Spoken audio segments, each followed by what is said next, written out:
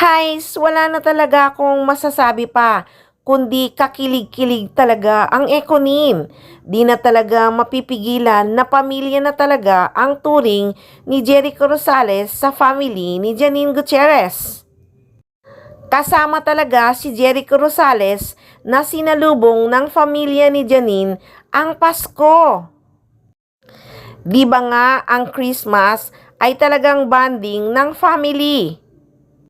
Mapapasana all ka na lang talaga at talagang kikiligin ka ng sobra dahil si Jericho Rosales ay talagang kasama ng pamilya ni Janine na sinalubong ang Pasko.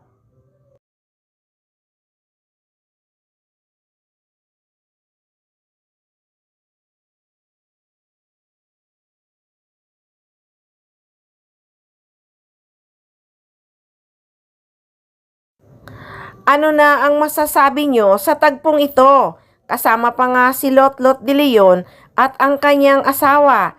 Diba sabi talaga ni Janine, kailangan magkakasama talaga sila sa mahahalagang araw kahit may asawa na nga na iba ang kanyang mami. At ngayon, nadagdagan pa ang kanilang pamilya dahil nandyan na nga si Jericho. Diyos ko Lord, mga marites at mga buzzer, may naaamoy na ba kayong may kasalan na talagang mangyayari? Kaya mga funny, masaya talaga ngayong Pasko dahil may paayuda na naman ang Econin. Nakakakilig sobra. May nagsasabi patuloy na nagli-live-in na kaya ang Econin, parang mag-asawa na kasi sila kung titingnan. Kaya naman sa buzzer na may sinasabi na sorry to say that Janine is a kind like easy girl. Parang wala nang pahinga sa lalaki. After niya kay Raver, si Paulo naman. Ngayon si Jericho naman. Parang wasak na yan sa dami ng naging BF niya. Parang kadiri na siya. Ang ibang babae sa showbiz inabot ng year bago mag-BF ng bago. Like ni Catherine Bernardo, till now single pa din. Nako, di ba ang sabi nga ng mami niyang si Lotlot de Leon, mag-BF siya ng mag-BF. Enjoy na lang niyang pagiging single muna. E paano nga naman malalaman ni Janine Gutierrez ang right person na pang forever kung hindi siya mag-BF ng mag-BF?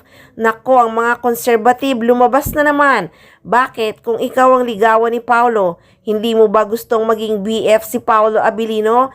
At kung ligawan ka ulit ng isang Jericho Rosales, hindi mo ba rin sasagutin para maging BF? Nako, ang mapanghusgang mga tao, real na real talaga. Ang masasabi ko lang, the best talaga ang relasyon ng Econin.